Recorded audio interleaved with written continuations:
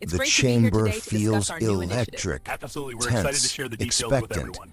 alive with the It's hum great to of be here today to discuss microphones our and the new initiative. restless Absolutely, shifting we're of excited to share the reporters. details with everyone. Every eye is fixed on the long mahogany table where Senator Ted Cruz leans forward, his trademark smirk already forming like armor. Across from him, Representative Jasmine Crockett sits upright, calm, but radiating an energy that feels both playful and unyielding. The topic is serious, the tone sharp, yet beneath it all simmers something human, a clash not just of ideology, but of wit. Cruz delivers his jab with the precision of a courtroom veteran, confident it will sting. The room holds its breath. Crockett tilts her head, pauses just long enough for tension to crystallize, then fires back, not with anger, but with a grin so sly it disarms everyone within earshot. Her line lands like lightning, clever, cutting, and impossibly funny. The room erupts. For a heartbeat even Cruz breaks, his laughter spilling out, reluctant yet genuine. The crowd reacts instantly. Cameras flash, tweets fly, and within seconds the moment explodes across timelines. Did Ted Cruz just laugh with Jasmine Crockett? But behind that flicker of laughter was a story years in the making, and what followed next would change how millions saw both of them. Washington had become a battlefield, dressed in marble and microphones. Every hearing was a duel, every sentence sharpened like a blade meant to cut rather than connect. The air inside the Capitol no longer carried the weight of dialogue. It carried the tension of tribal war. Across the nation, people no longer tuned in for policy, they tuned in for combat. Clips went viral not because of wisdom, but because of humiliation. And yet, amid that noise, a new voice had begun to rise. Jasmine Crockett, young, sharp, unapologetically herself. She didn't speak the language of political theater. She spoke the language of the people who'd fought for their seat at the table. Her humor wasn't deflection, it was defense. Her laughter a shield forged in the fires of dismissal. Every quip was a statement that intelligence could smile, that truth could laugh, that a woman of color in Congress didn't need to shout to be heard.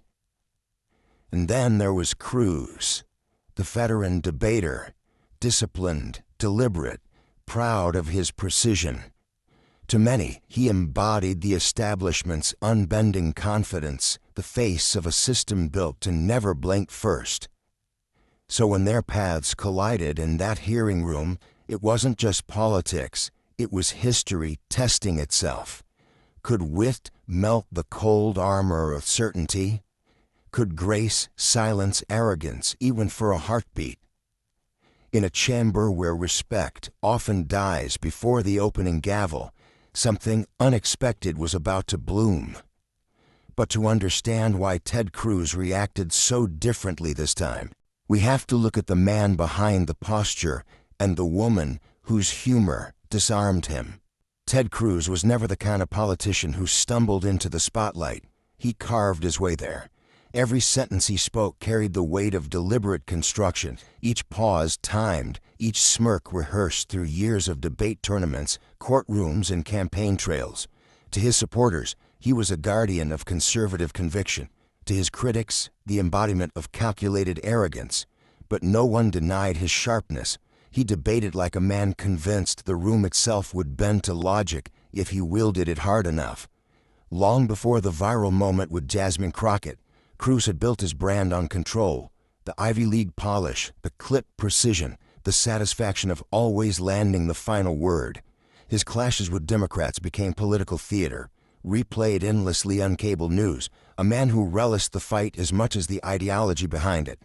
He didn't just argue, he performed. That performance, however, came at a cost. To many watching from the outside, Cruz became less a person than a persona, disciplined, relentless, untouchable.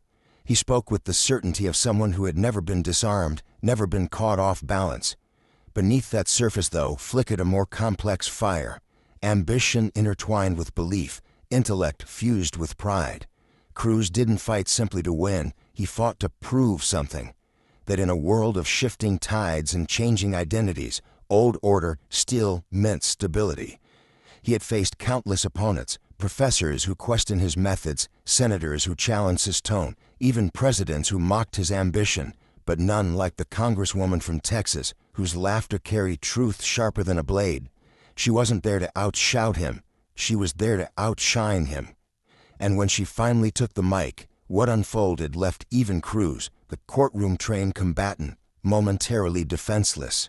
Jasmine Crockett's story didn't begin under the bright lights of Washington. It began in the hum of small Texas courtrooms, where justice was a daily struggle and laughter was often the only shield against exhaustion.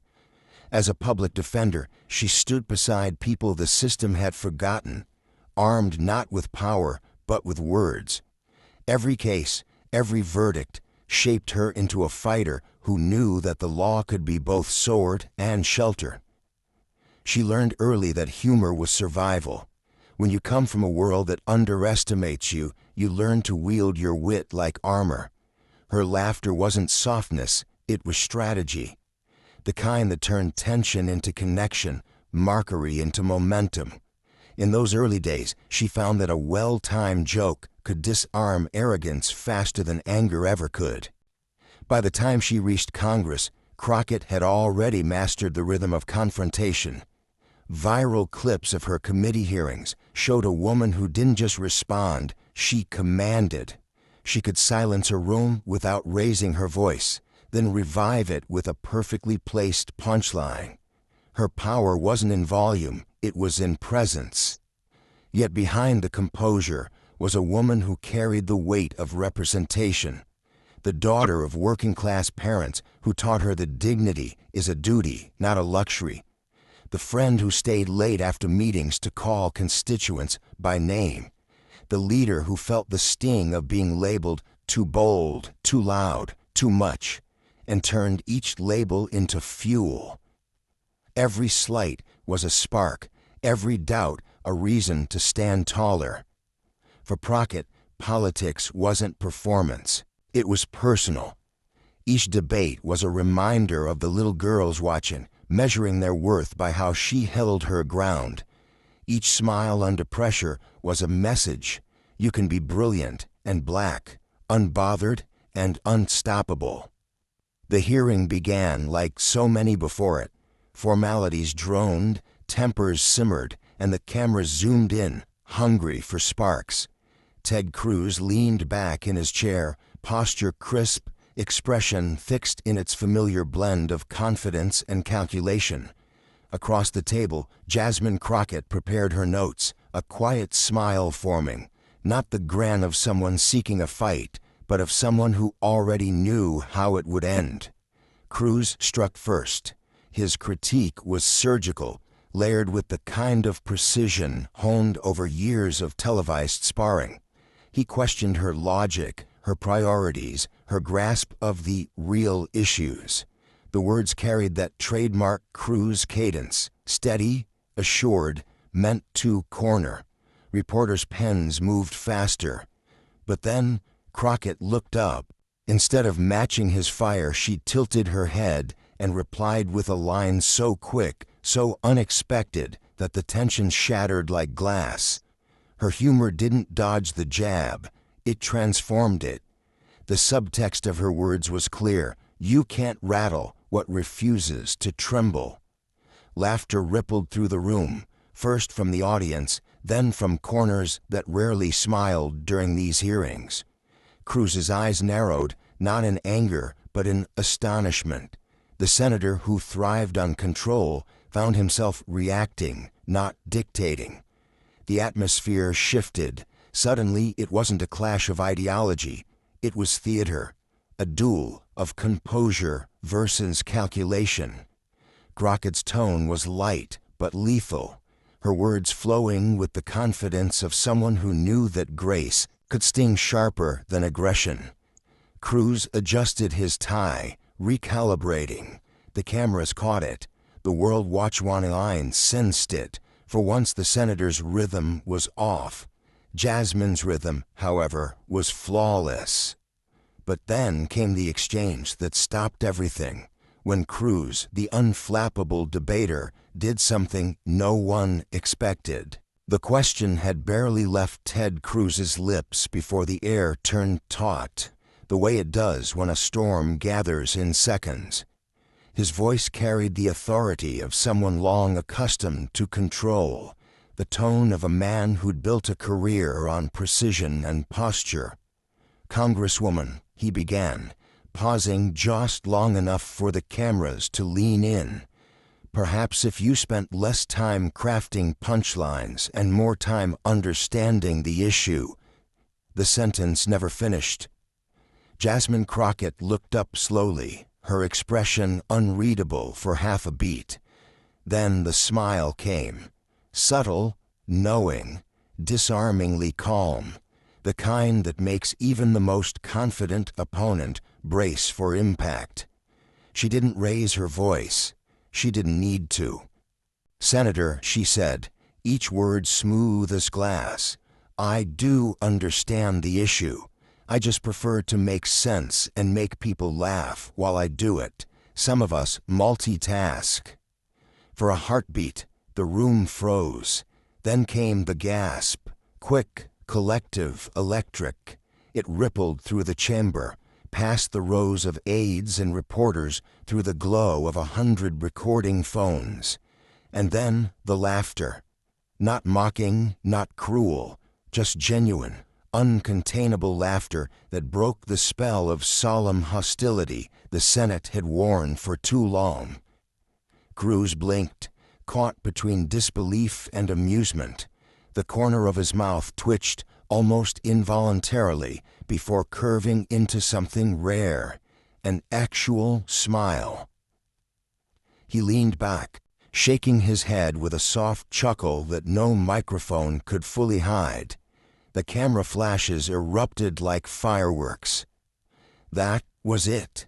The moment, the shift, the duel that became dialogue.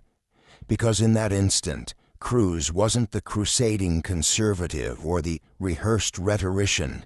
He was just a man caught off guard by grace. Crockett hadn't dismantled his argument with fury. She'd done it with poise. Humor had melted the armor logic couldn't crack. She didn't press her advantage. She didn't gloat. She simply folded her hands and waited, as if inviting him and everyone watching to sit in the silence that followed. Even the chairman hesitated before moving on, sensing that something extraordinary had just happened. The footage replayed almost immediately. Phones buzzed in laps, editors whispered to producers, and Twitter lit up before the hearing even adjourned. "Did Ted Cruz just laugh with Jasmine Crockett?" someone tweeted. Within minutes, it was everywhere. Hashtag Crockett mic drop. Hashtag when humor wins. Hashtag Cruz finally smiled. Clips flooded social media. Slow-motion replays, captions, remixes, reaction videos. Commentators on both sides of the aisle admitted it. Something about that exchange felt different. It wasn't the takedown everyone expected. It was the release nobody saw coming. Political pundits who had built careers narrating outrage suddenly found themselves replaying a moment of civility, even admiration. Late-night hosts quoted Crockett's line, calling it the roast that healed democracy for 6 seconds. Hashtags trended across platforms, memes flourished, and unexpected voices, comedians, veterans, students, joined in with applause emojis and heart reactions. But what made the moment viral wasn't just the humor, it was the humanity. Cruz's laughter wasn't forced or polite. It was surrender. The kind of laughter that says, "All right, you got me." For a man so guarded by ideology, it was almost radical. Even Cruz's critics, long skeptical of his sincerity, noticed it. The grin that crossed his face wasn't smug, it was humbled. In that instant, the villain became human again, not redeemed, but revealed. And Jasmine Crockett, she didn't ride the wave of applause.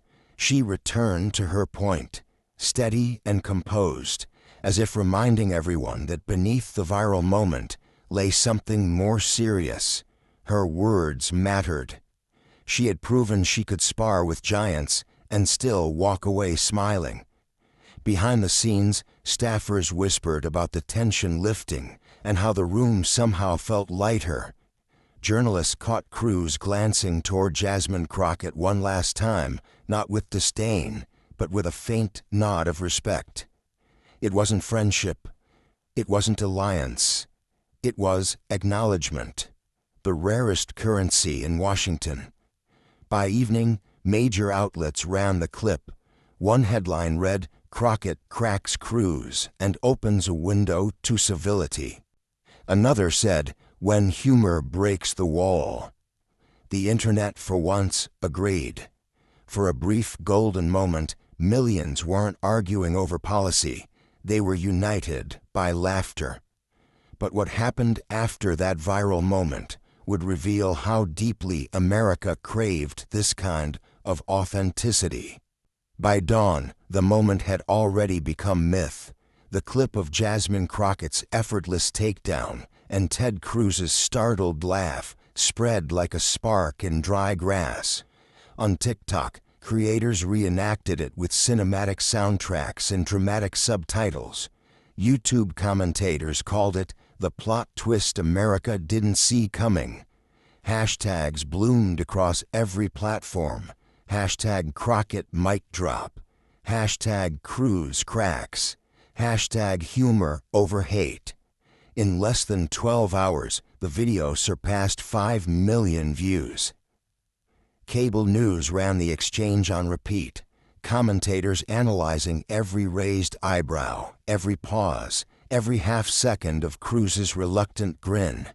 On one network, a Republican strategist chuckled, "Well, she got him fair and square."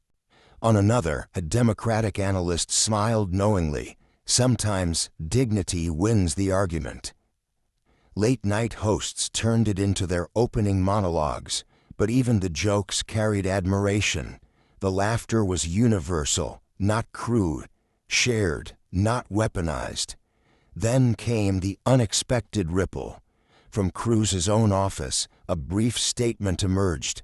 Senator Cruz appreciates a sharp mind and a good sense of humor.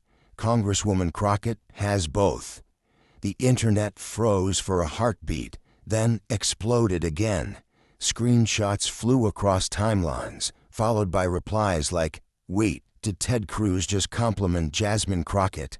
And, "This might be the first bipartisan smile in years." Journalists wrote think pieces about the Crockett effect. Political cartoonists sketched Cruz lowering his sword and Crockett raising her microphone. Celebrities chimed in. One actor tweeted, "This is what leadership looks like. Laughing when someone outsmarts you, not lashing out." Even a few of Cruz's longtime supporters, usually hostile toward his opponents, admitted online that they respected her composure. She didn't come to destroy him. She came to remind us how power looks when it's self-assured. And beyond the punditry, ordinary Americans joined the chorus. Teachers played the clip in civics classes. Parents shared it with teenagers jaded by endless shouting matches. One viral comment summed up the collective mood. For once, politics felt human again. For a brief, fragile moment, laughter became language, not division. Humor had crossed aisles that speeches never could. But beyond the likes and retweets, there was a deeper message, one that would echo far beyond Capitol Hill. In an era defined by shouting matches, a moment of laughter became a bridge. What happened between Jasmine Crockett and Ted Cruz wasn't about winning an argument. It was about rediscovering the humanity buried beneath all the noise. Two people on opposite ends of America's divide shared something rare: mutual recognition.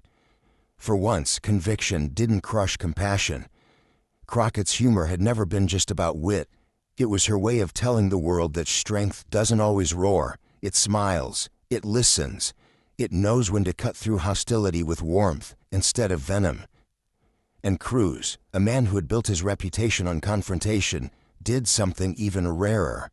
He allowed himself to be moved. His laughter, brief but genuine, reminded everyone watching that dignity could be contagious. The clip that the world replayed wasn't powerful because of policy or politics. It resonated because it showed possibility, that somewhere beneath all the outrage, people still crave respect more than dominance. They still respond to honesty more than performance. It wasn't a truce and it wasn't perfection, but it was a glimpse. Proof that disagreement doesn't have to mean dehumanization, that leadership, real leadership, can be measured not by how loudly someone speaks, but by how deeply they listen, and how humbly they can laugh when truth lands from an unexpected source. And for a brief second, America remembered what politics could be. Ted Cruz reacts to Jasmine Crockett's humor and wisdom. His rare respect touches millions instantly. What began as another tense hearing ended as something far greater, a reminder that even in the fiercest debates, laughter can still build bridges. Their exchange became proof that intelligence and empathy can coexist, that grace under fire can disarm arrogance faster than anger ever will. If this moment inspired you, share it, because dignity deserves to go viral. Let this clip remind us all that conversation still has the power to heal, that listening can be revolutionary, and that courage sometimes sounds like laughter.